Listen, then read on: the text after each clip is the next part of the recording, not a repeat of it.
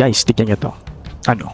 Na-reset ka ba? At tayo na nga, nagpunta na kami sa bilihan ng mga Tamiya model kits para simulan ang aming project na Legendary Builds. Nang pumukaw sa aming attention ay syempre yung mga animal build. Merong owl, yan, may kita nyo. Meron din akong nakitang duck. That's the Sally Racer, I guess.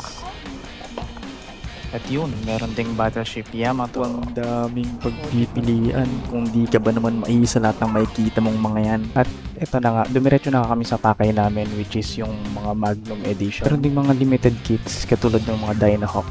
Pero nakita ko rin tong Victory Magnum.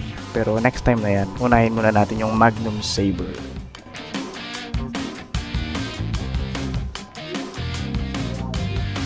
Meron ding mga Kaiser pero next time na rin yan.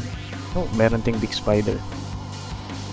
Tsaka pala makikita rin yung Lil Hobby Center sa Glorieta 2, 3rd floor, bandang dulo, malapit na sa landmark, papuntang Greenbelt.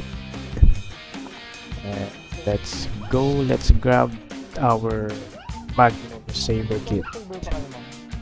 So yun nga pala guys, i-check muna sa counter kung kompleto yung parts.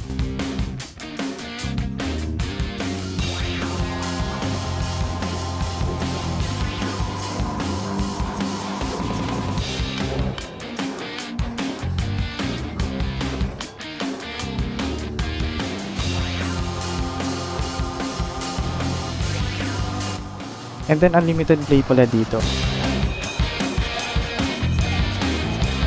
Meron din sila ditong mga cutting tools and scaling kits na pwede nyo magamit para sa mini 4-wheel drive.